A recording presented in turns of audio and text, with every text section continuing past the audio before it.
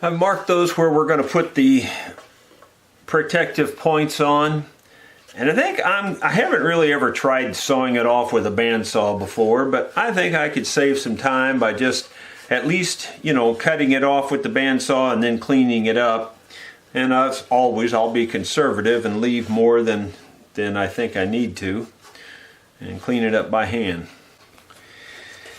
Well, that cut them off pretty good on the bandsaw. It's a little tricky doing that, I have to be honest, because there's no flat thing to set it down on, and the blade wants to grab it and jerk it down. So, you know, you have to be careful. I was aware of the forces on that, so I kind of was already prepared. But if you've never done that before, I wouldn't recommend starting to try on something like this.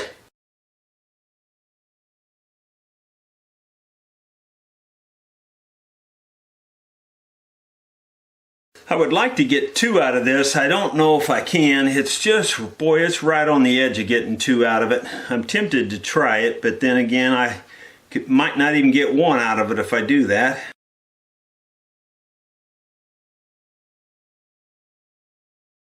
I measured the thickness of this. It was 6/16, so I set this to 308, which is exactly half. I scratched it on both sides.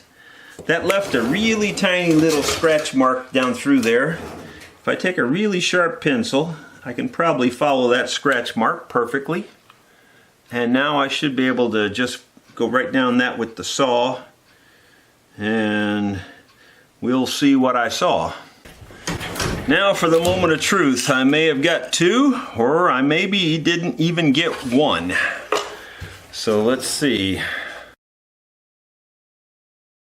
Yeah, I think we can get 2 out of that. That's awesome. Assuming the other piece is the same, and I think it is. Just barely though. I might be wrong, but I don't believe I've used this canopy glue to glue these on with yet. So I'm going to try it. I've been real impressed with this stuff on everything else. I'm hoping it'll be really good for this too. Seems like it will work. Really tacks up good. I like that about it. There's a little bit, tiny amount of a hump in this.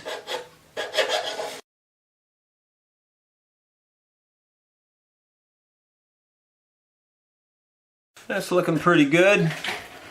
We're going to let that set overnight and get really good and firm before we do anything else. And just like every other part, I get to do it again. Busy, busy, busy. Just got the video uploading there. That'll be the next video that you'll see. It's Friday afternoon, April 12th, just for the sake of the calendar there. And hopefully that'll get up there a little bit later today or this evening. By the time you see this video, you will probably have already seen that, and that one is about the viewer gifts and the honeydew list. So I should tell you too that literally, I pushed the button to have that start rendering into a file that I can upload. Well, while that was rendering, and just a moment later, the phone rings and I had to go down and pull my wife out of a ditch. She was cutting the grass and the tractor slid down the hill into the creek, and, you know, etc. and so forth. So I just got back from doing that. Now, who says I can't multitask? And so now I'm going to try to finish these up, and you can see I've got a little pencil mark on this, kind of the shape I want it to be in, and kind of back here a pencil mark kind of in the shape I want it to be in. This is going to get really dusty, so I've got my trusty dust mask, I got my trusty Dremel tool, and we will go to work.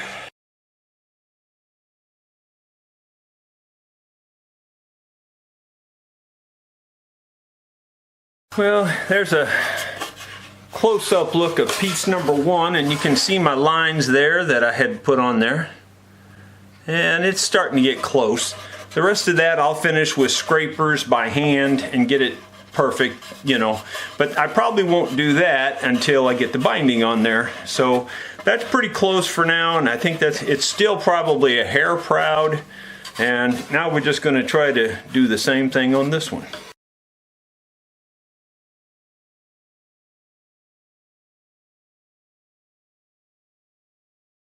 Looking pretty good, pretty happy with that. Now I get to do it yet again. Well, you may be able to see that Part 2 of rendering that video, which is reducing the file size before I upload it, is going on right now.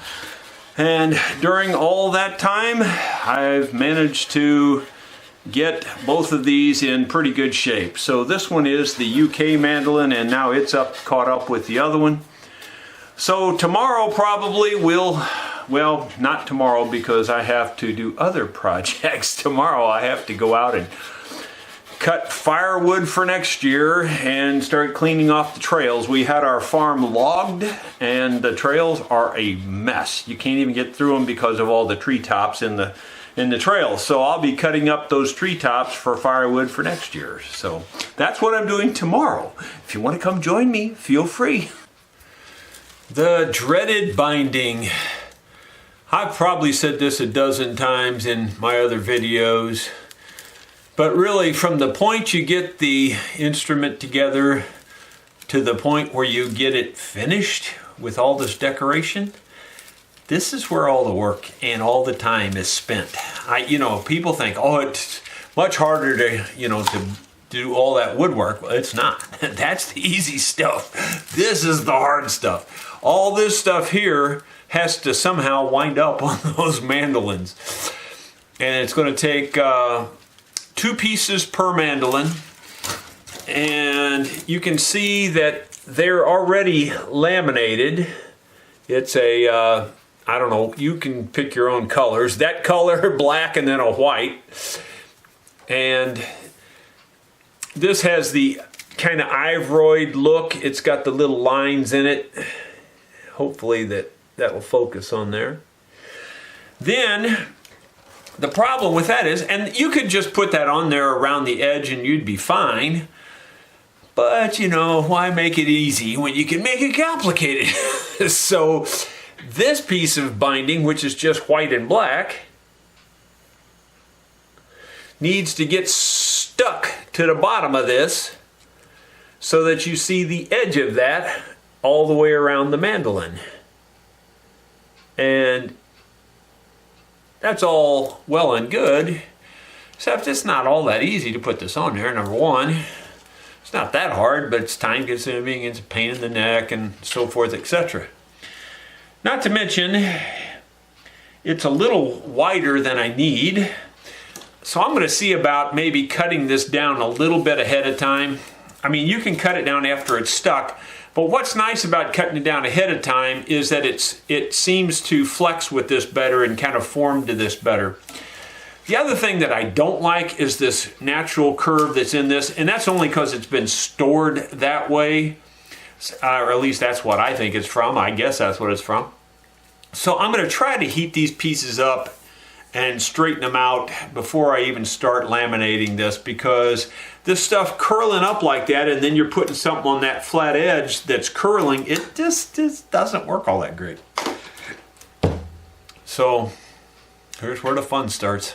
Well, the thickness of this is approximately 95 thousandths. That's the big piece. This piece here, the width of it, which is going across the thickness, if you will, is about 129 thousandths. So I'd like to take roughly 30 thousandths off of this before I glue it to this, just to make my life a little easier. So I'm going to see if we can do that. Fortunately, that tool I made, that thickness sander with a little jig, I believe will do that for me. So we're headed over there to see if it will do that for me. I've done this before with binding, not quite like this though. Generally it's been a little bit bigger binding. This is pretty small stuff. I took my table saw, cut a very shallow channel down this. If I put 2 of these pieces in, they kind of fill up the channel. If I only put 1 in, it would flop sideways and it wouldn't work very well. But by putting 2 of them in and sliding 2 through at the same time, I think I can cut this down with my sander here. It's an experiment. Don't know for sure that it's going to work, but we'll give it a shot.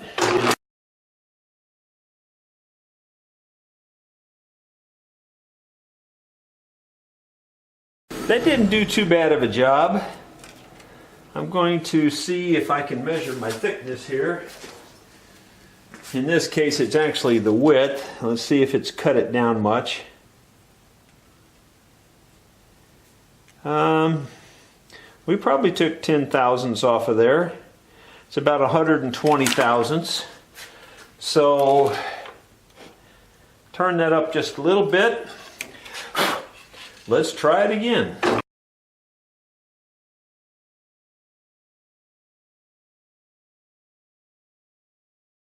That helps some. That's down to roughly 110 thousandths. Trying to get all the excess off of there because any little bit can make a big difference going through something as fine as we're doing here.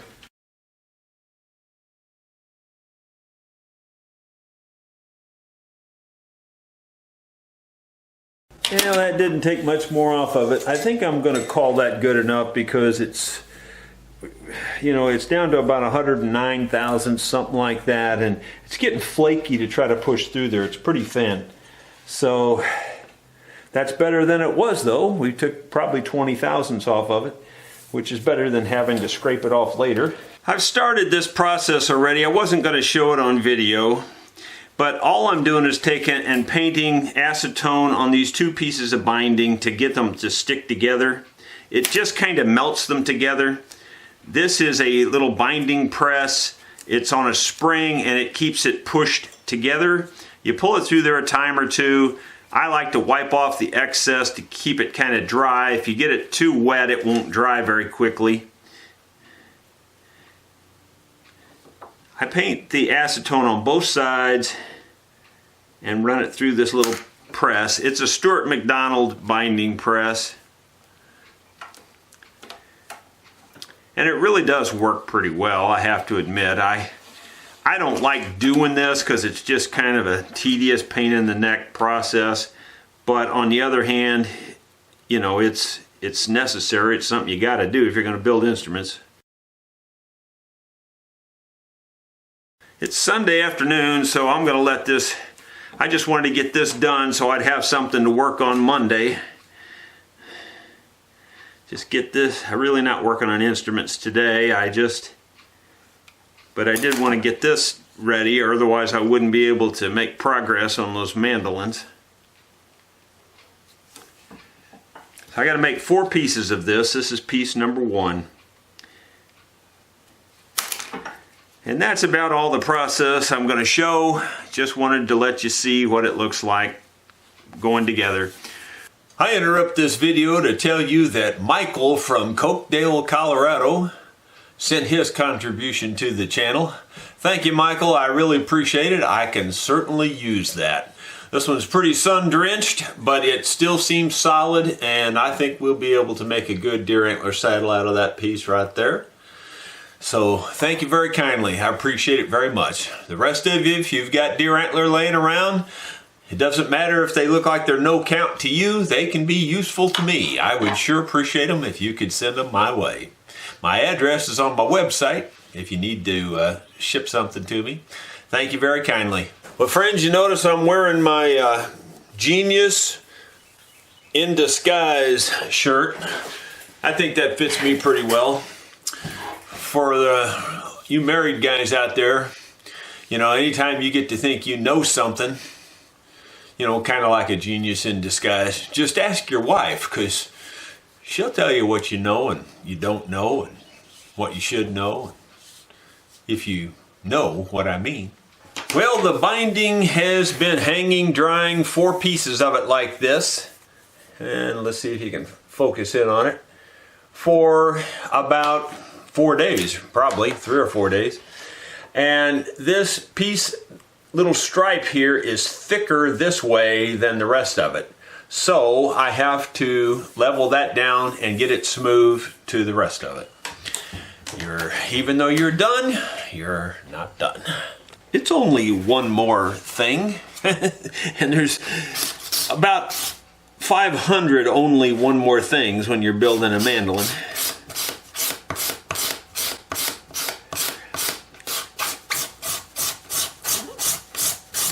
And so I'm focusing on this striped side with the single edge razor blade. And for the most part, that's all I'm cutting is the white and the black. About the moment I can tell I'm getting into the rest of it, I stop.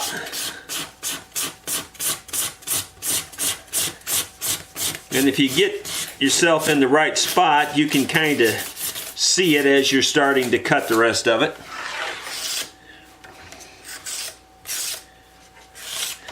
And even the backside needs to be cleaned up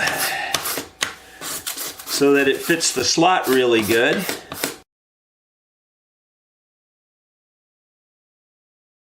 Well, I won't bore you with all that. Just got quite a bit more of that to do.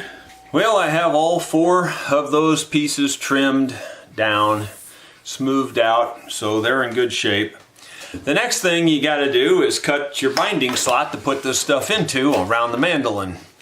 And I use this gizmo right here. This is a StewMac product. Matter of fact, you can probably see StewMac's logo right there. Now I modified mine, put a longer shank on this part right here. This part was already on there, I think. And that just gives me a little bit more to hold on to as I go around the side to keep it square. You know, I've had people ask me, could I modify theirs? And I'd like to help you out, I really would, but I swear I can't take on anything else. I've already bitten off way more than I can chew, so I can't really get into that. I would like to help you, but I'm going to have to pass. But anyway, that's what I did. You can see there's a little screw on the end there, how I screw it into. It was just like the other piece that was on there, I think. I just made mine longer. I made it on a metal lathe. You could make yours in a drill press. It wouldn't be that hard. You'd have to thread it, of course. And the threading, if you don't have the proper dies, of course, you'd have to get those. But anyway, that's how I did it. Now I'm going to just do a test cut to see. All I can do here is just kind of set this on here to see if it's at about the right height. And it's close. There's a cutter in there. This part here is the cutter. By the way, I might just tell you that I touched up that cutter with this handy little diamond hone that Chuck sent to me. So thanks again, Chuck. And hopefully this thing's going to do some cutting. So we're going to just do a test piece cut just to see how well it works. The mandolin, I hold it in my hands, but this is pretty small, so this makes more sense to me. That's an aggressive cutter, so it's kind of dangerous. You can get other kinds that are spiral bit, but this one really does a good job. If you got to be careful with it, though. You know, you really have to be careful with it. Actually, it's a little deep.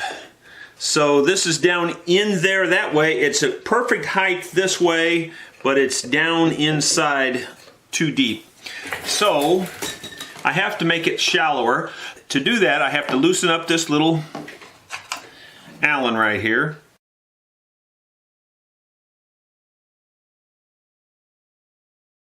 It's a little difficult to even test it with a 3/4 inch piece. I probably should get an 1.5 inch piece because it's hard to keep it flat. And I probably moved it too much. It's not deep enough now. Too deep over here and not deep enough there. So there's a happy medium there that I need to find.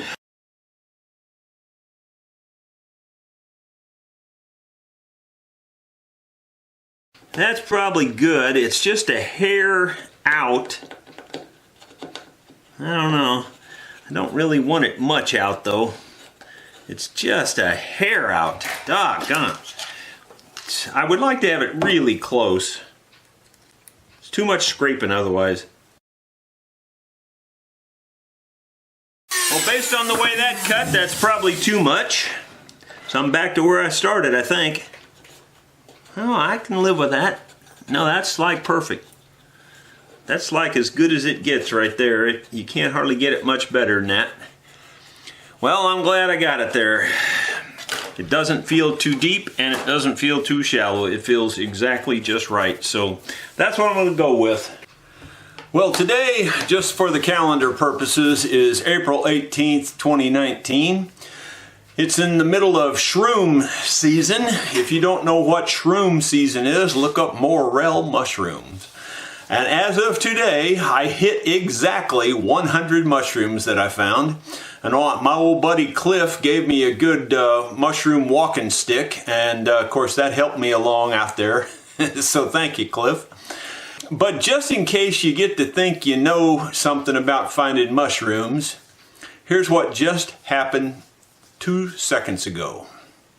My wife walks in and she says, "There's a guy down there walking along the county road where you found all those mushrooms." And I was thinking, I guess he won't find any. She goes, "He had 20 in his bag and said he found them all right there." And he said 2 of them had already been stepped on. I wonder who did that.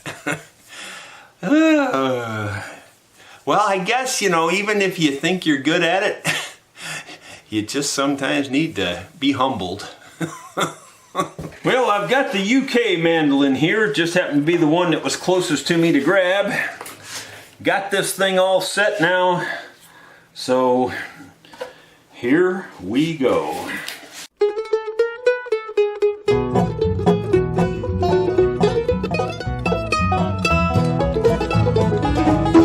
In the sunlight, that black car sure shine.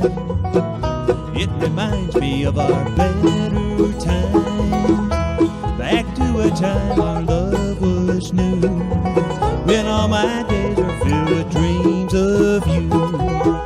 Lonely evenings that I spend at home, still keep your picture by my telephone.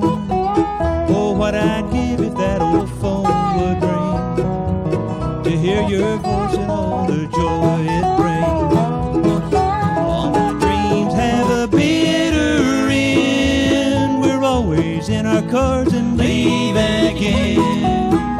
We're not lovers now, we're only friends. I wished I'd loved you more back then.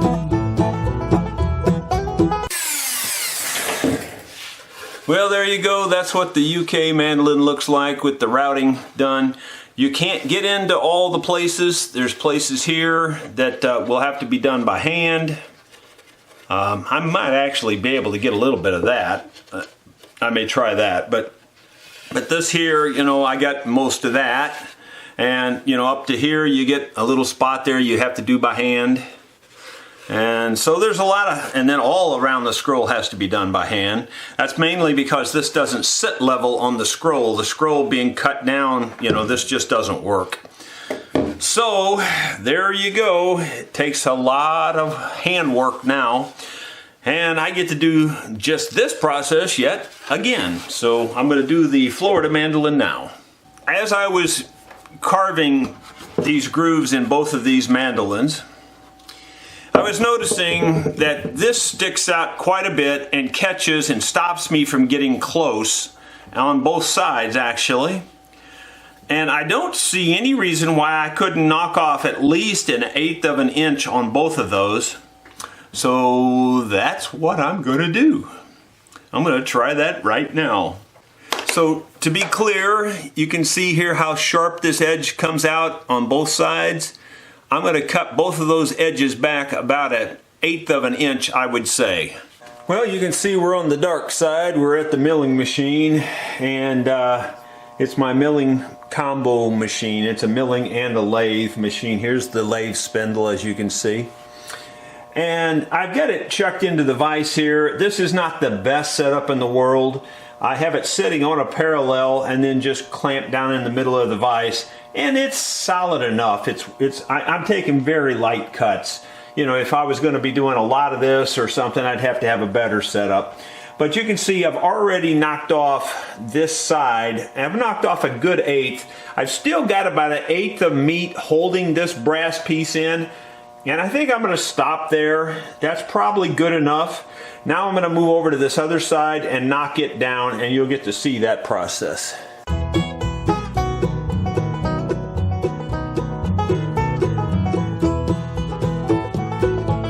On the weekends when you bring the kids by, as you leave I hide the tears in my eyes.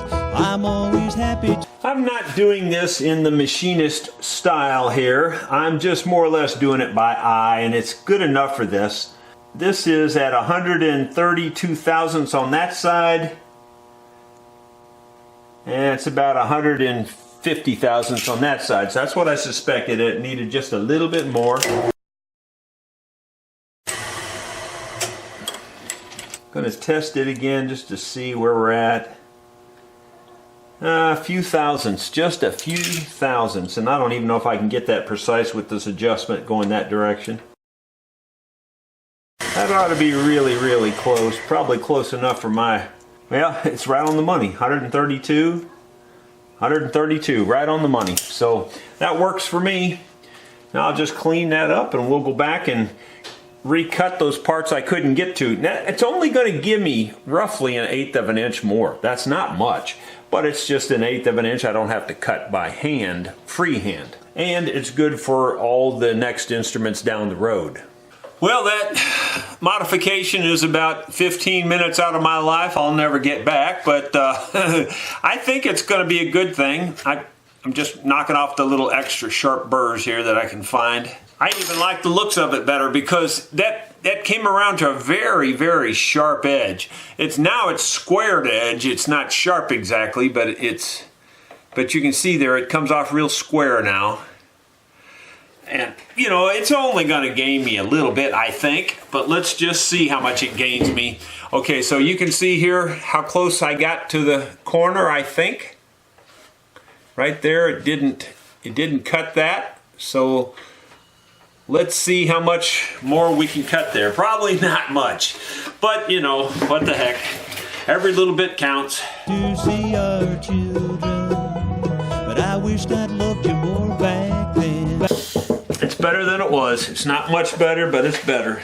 Might be best to compare these two and then you might be able to see better. Probably doesn't look much difference to you, but you can see this one's down in there it's closer to the corner. Is what it amounts to. This one's further back from the corner. Here's where how far back I am from the corner, and here's how far back I am from the corner here and here. So it makes that much difference. It's not a huge amount, but it's different. So what the heck, here we go. I'm at that tedious point on this binding where I have to cut all this extra stuff by hand. Some people could do it with a chisel, I imagine. I prefer to just go ahead and freehand it with the Dremel. I wouldn't say this is for everybody. I feel pretty confident doing it this way. Been doing it this way a long time. I use the Dremel a lot, so I'm really comfortable with it. I think of it like erasing the wood. I really do. I really feel like I'm just using an eraser and I'm erasing the wood. I kind of work it like this, and just very small cuts. You can see I've got a bunch of foam here just to rest my hand on, and I've got this rested on the carpeted table here, and I can be pretty precise this way and do a pretty good job. And on the Sundays when I take the kids home, I see your shadow in the door alone. I try to fight it, but my lips say your name. My mind knows better, but my heart's to blame. And all my dreams have a bitter end. We're always in our cars and leaving again. Well, I don't mind telling you that was probably the biggest part of an hour, if not a little bit more, doing all this by hand, just with this, and it's still not done. That just gets you kind of roughed in, and now you got to go in with, X-Acto knives, chisels, things, and really clean it up and get it just right. But it's not easy. The prep work to get it ready to put the binding on is probably considerably harder than putting the binding on. Although putting the binding on is not the easiest thing either to get it to look good. It's time for that dreaded stage, installing the binding.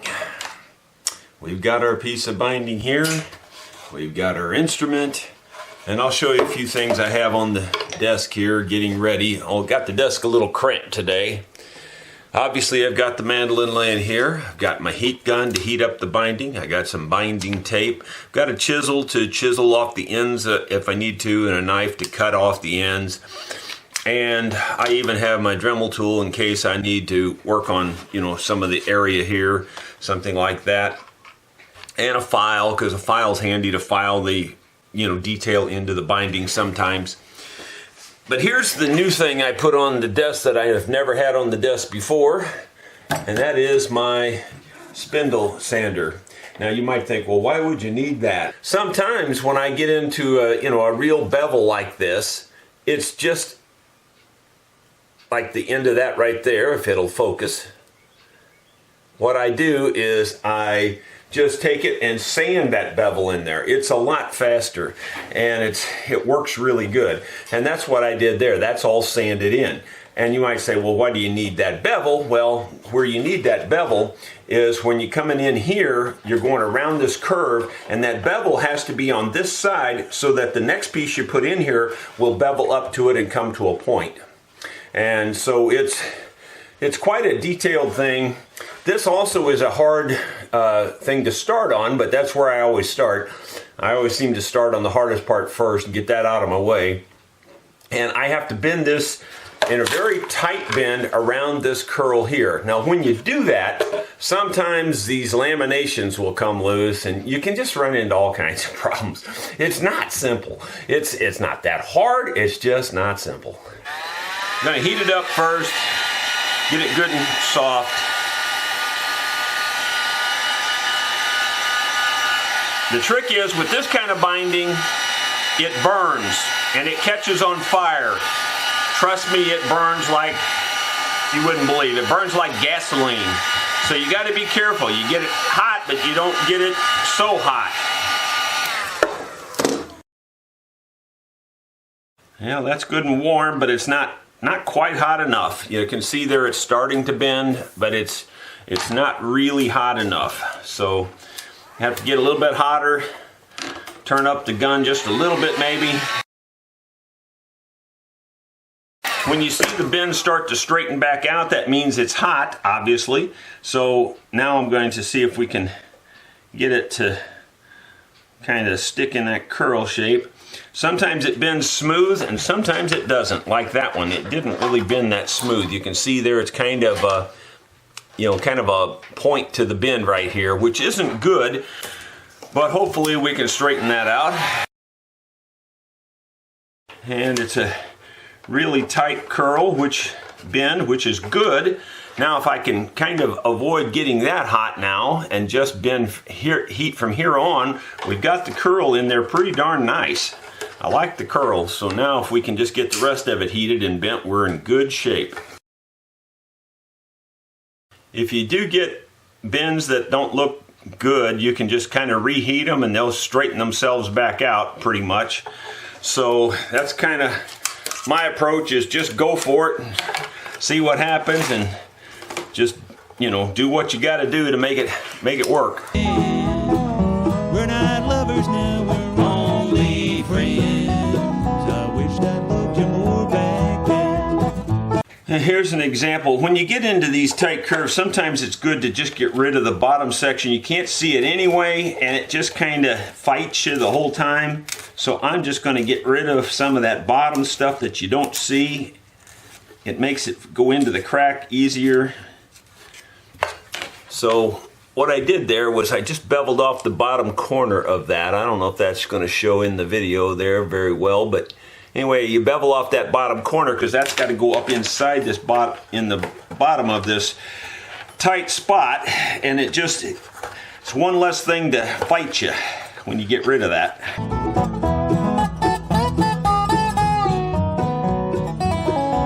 Well, I've spent quite a bit of time getting this fitted, and it fits pretty good, except right here there's one spot where it doesn't want to lay flat to that, and I think, I've got it wedged in here just to hold it kind of tight. I'm going to try heating this and pushing on this to just see if I can get it to go in.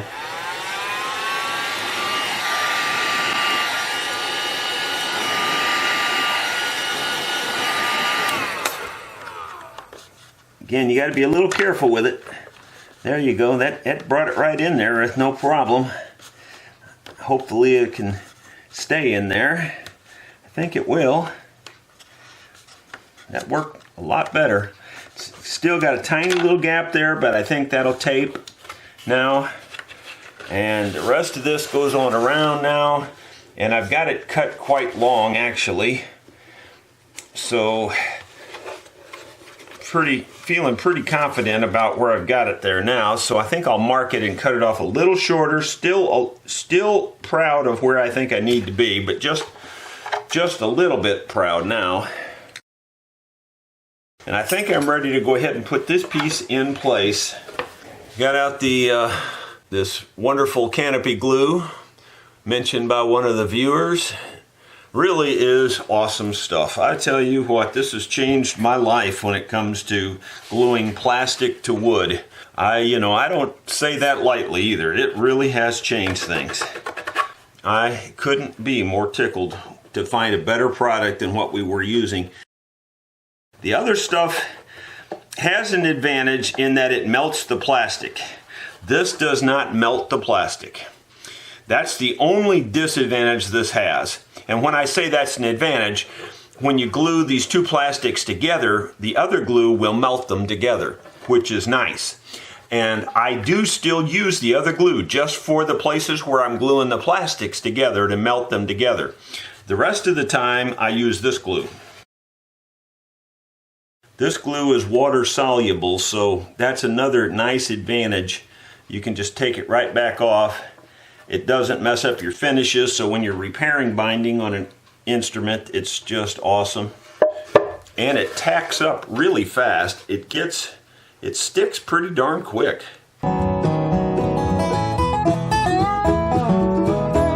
my dreams have a bitter end. We're always in our cars and leave again. We're not lovers now, we're only friends. Well, I'm not happy here. Apparently the slot's not deep enough in this one spot.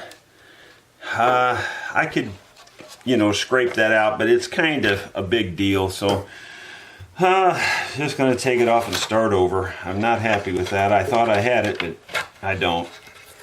Not good enough. Close, but no cigar. In the old days, I would have accepted that as okay, but it can be better, and it's not that hard to fix it, so just gonna fix it. I'll just wash this off. And I forgot to turn the camera back on, but what I'm doing is I'm just taking the chisel and I'm just working this down through here just to cut a little bit deeper. It wasn't quite deep enough. That was all cut by hand. Thought I had it, but I wasn't really happy with it. I wish I'd loved you more back then.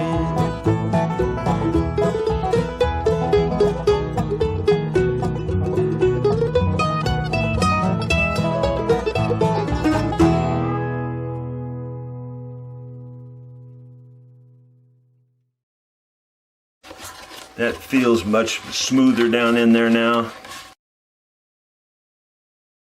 We'll get her glued back in place.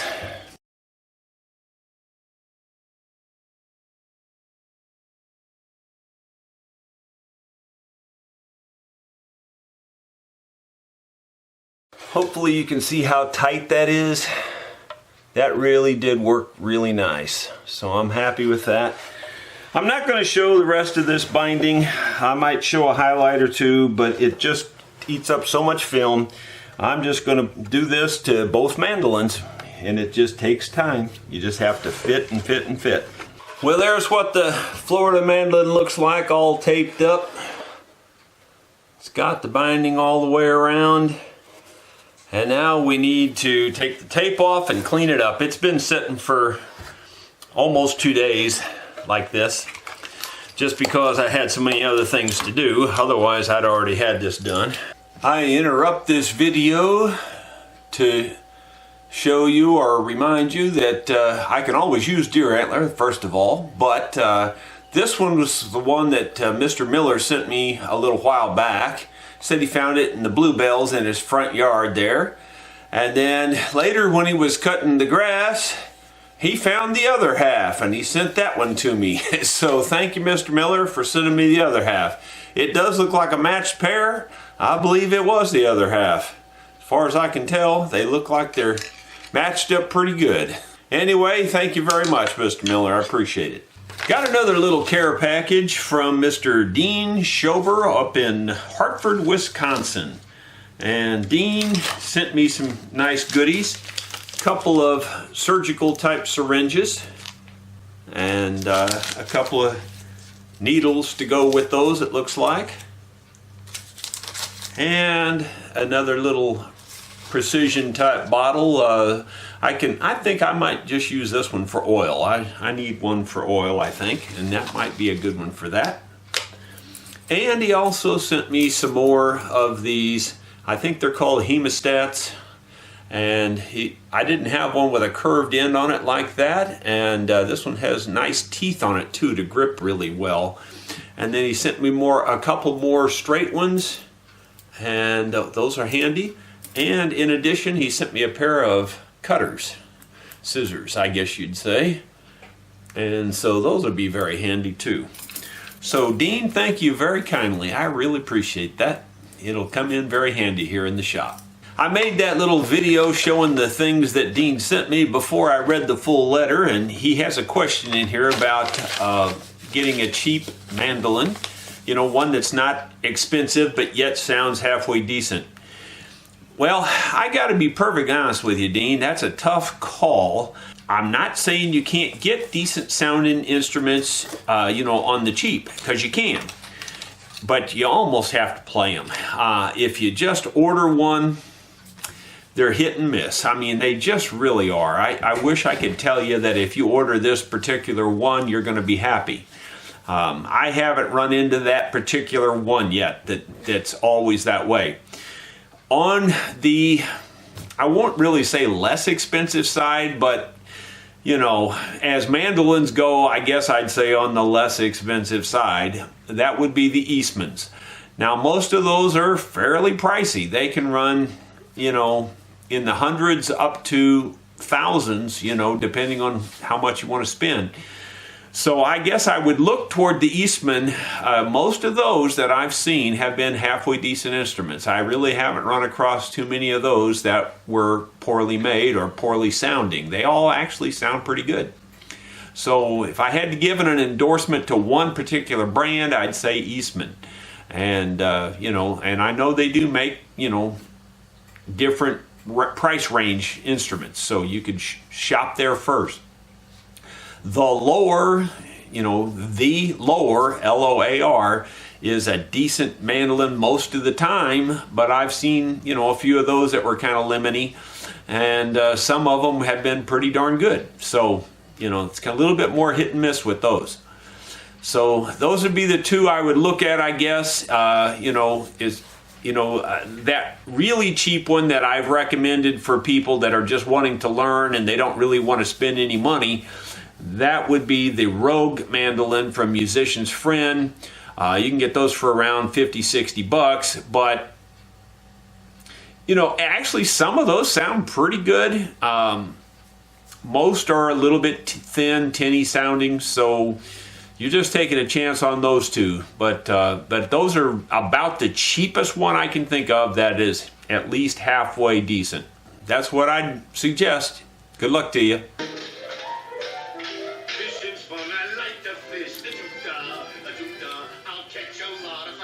Well, I wasted that little video that you didn't get to see because I didn't have the camera turned on. It was, trust me, you would have loved it. There's a little hole right here, and there was a point sticking out of that hole. So I knew what it was already. It was deer antler, which was kind of cool, but it would have been neater if you could have seen the point sticking out of the box. It's from Barry Hoover in Arlington, Texas. Barry sent me two pieces of, well, he cut them down the middle just like I asked, right down the skull there, which is perfect.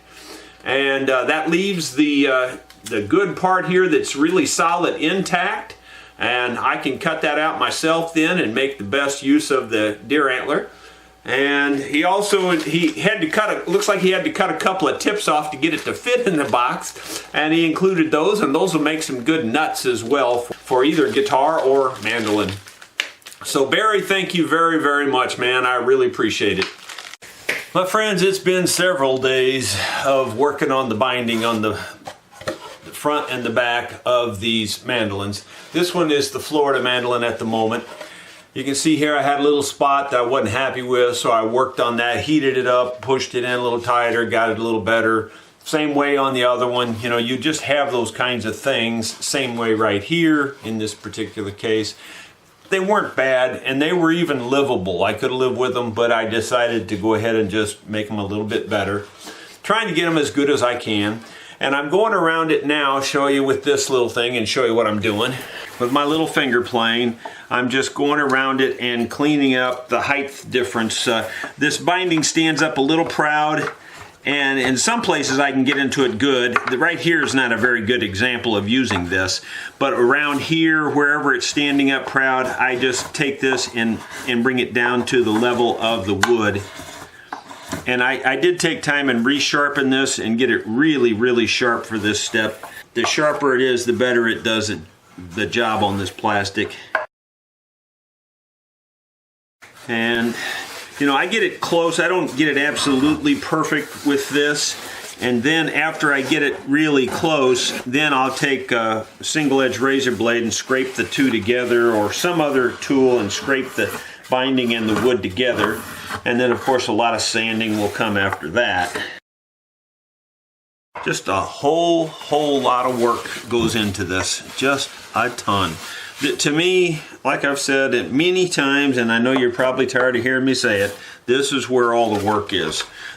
You know, the building them is one thing, but making them look nice is the hard part. It really is.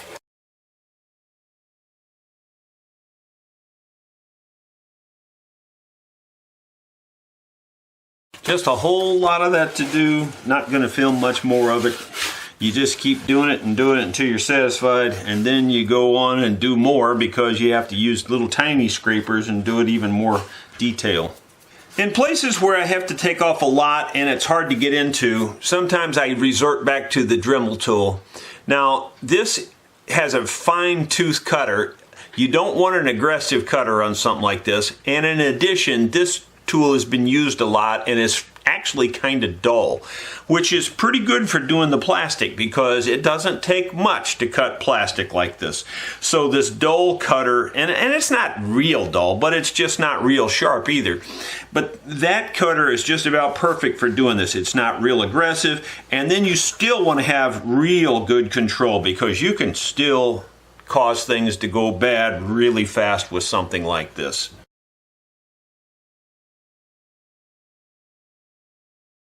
That really saves a lot of time in places like that, and you just, as long as you're careful and take your time, it works great.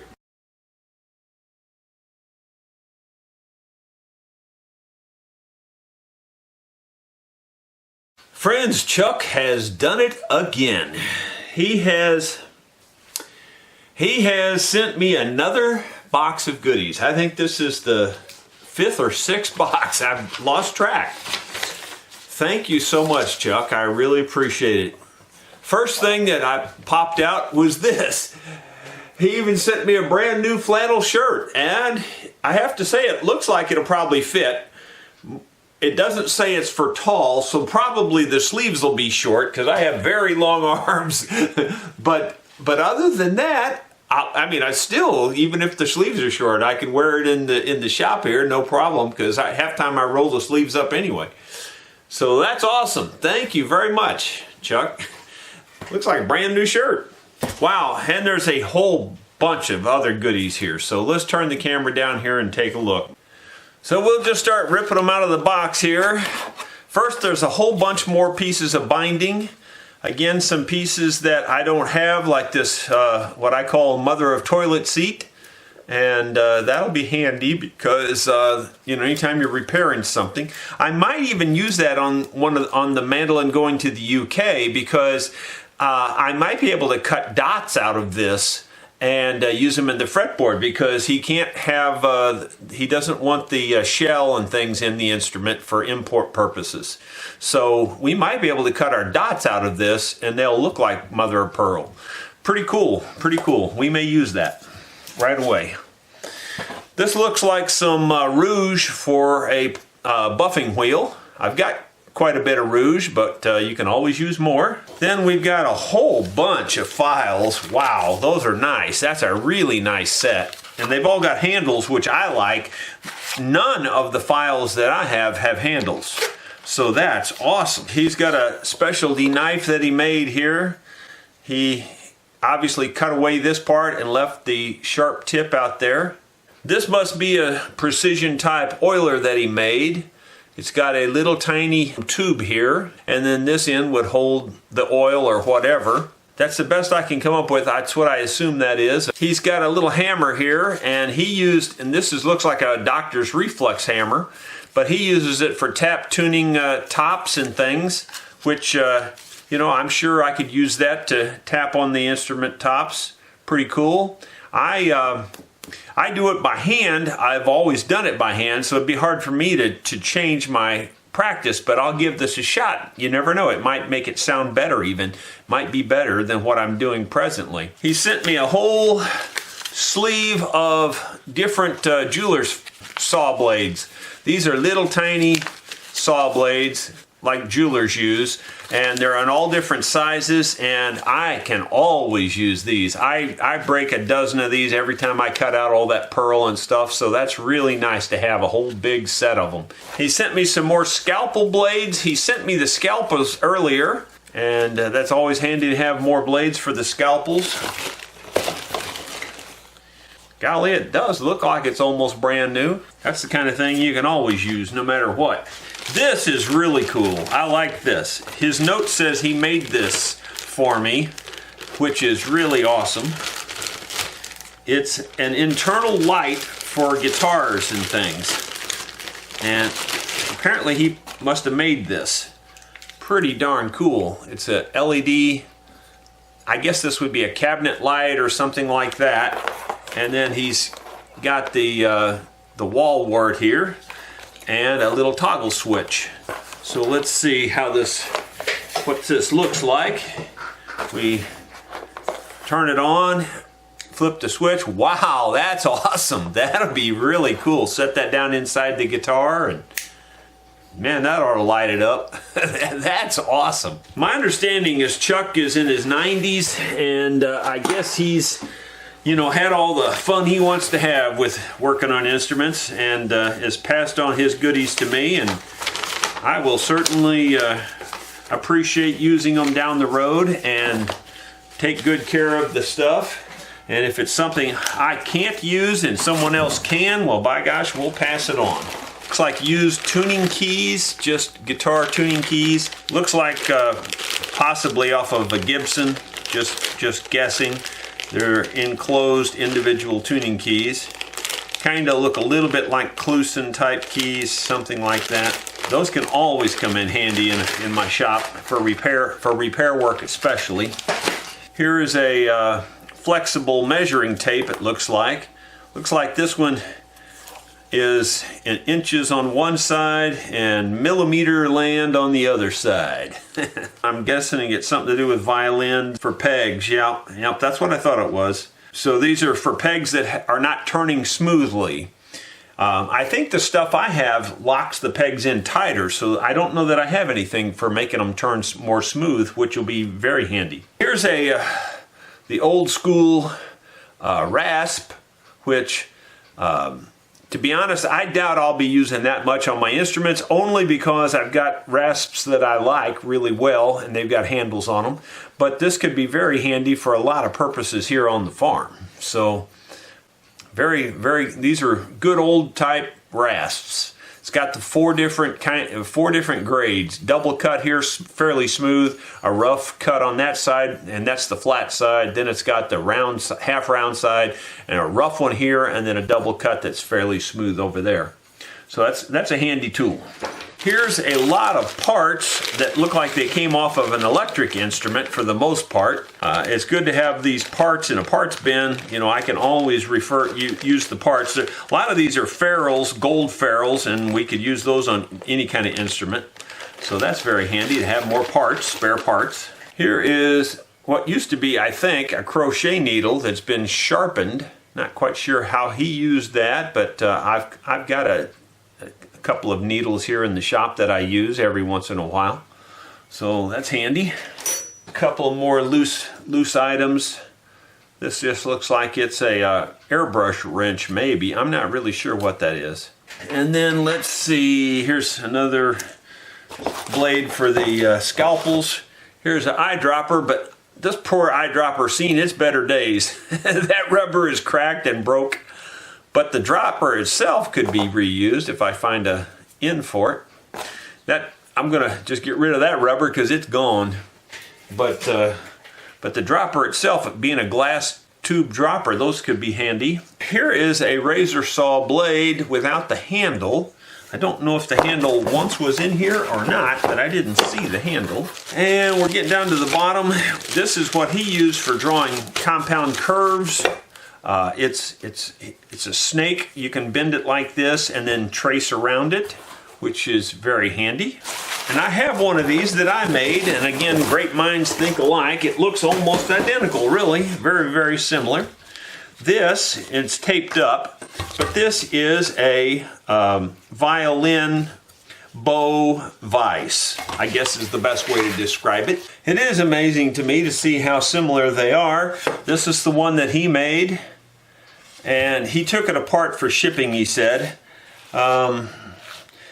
Apparently this goes on this end down here, but it looks like it was made for that. I don't know. But I'll have to figure out how to put his together. It should look very similar to this when it's together. You can put your frog end up here, tighten it down with the wing nut, and then this slides to accommodate the length of the bow, and the tip goes up here. And he's got the exact same thing. In fact, it's made almost exactly the same. See, I glued this on the end of mine to keep this together. And you can see this is all cut out here. And look at his. It's almost identical. So great minds think alike. So Chuck, thank you very kindly, my friend. I sure do appreciate it. Good luck to you, man. I hope everything's going well for you. And I will take care of your tools and use them to the best of my ability. Thank you very kindly. Well, here you go, Chuck. I had to try it on. Fits me like a glove. It would fit me a little bit better if I'd lose about 20 pounds. Or 30 pounds, wouldn't even hurt. But the sleeves aren't too bad. They're a little bit short, you can see here, but not too bad. When I stretch my arms out, you know, if I pull them back down, they're not too bad. But overall, fits me pretty darn good. Perfectly good to wear in the shop. And it's actually chilly enough here today, even though it's springtime, it's chilly enough here today, I'm going to keep it on. And I'm going to go over and start editing some videos. Well, friends, sometimes you just can't win for losing. So many of you have noticed how I keep damaging my fingers and hands and stuff. And I'm sure many of you think I do that on instruments. And I would say about 95% of that has nothing to do with instruments.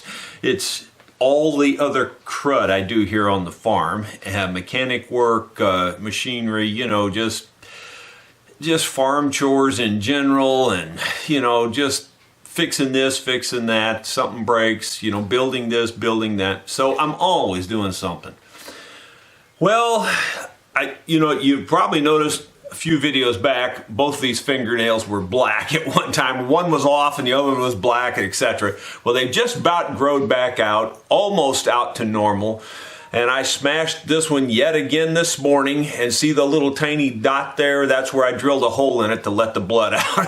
I mean, I smashed it pretty good. And you think, you must be an idiot. You don't take care, or you're not careful. Well, you know, it's easy to say that when you're sitting in a chair. You know, I don't sit in the chair much, and when you get out and you do stuff happens. I mean, when you really work on as many things as I work on, stuff happens. And yeah, I take all kinds of precautions, but sometimes something will slip that you didn't expect and bang, your hand hits, and that's what happened this morning. I was using a pry bar in a tight spot and it slipped and bang, smashed my finger, you know. It just happened. Oh well, you'll see that fingernail coming off in another month or so here. It's just not easy being me. That's all I can tell you. Well guys, in a few videos back, you saw some of the viewer gifts and things.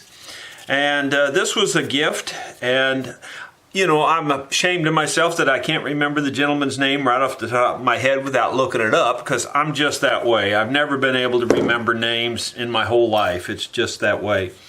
But I do thank you for sending me these little sandpaper contour sanders, I guess you'd call them. I've got the 3/4 one here, and I'm going around this scroll, and that sure is nice. I gotta tell you, I actually was a little bit skeptical if I would like that, and I don't like it, I love it. It's awesome. So thank you very, very kindly for sending that to me. Even an old dog can learn a new trick every once in a while.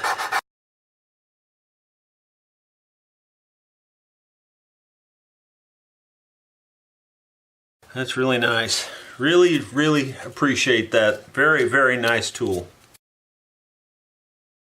He sent me some other things to sand inside of things, but I don't really think I want to use those on wood, especially not on an instrument top.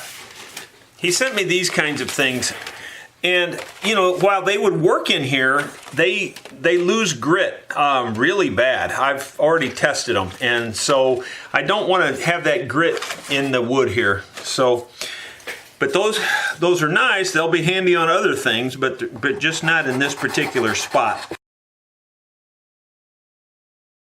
For these open spaces, I still prefer my fingers. I feel like I can tell exactly what I'm doing. I've got the feel of it. It just works for me.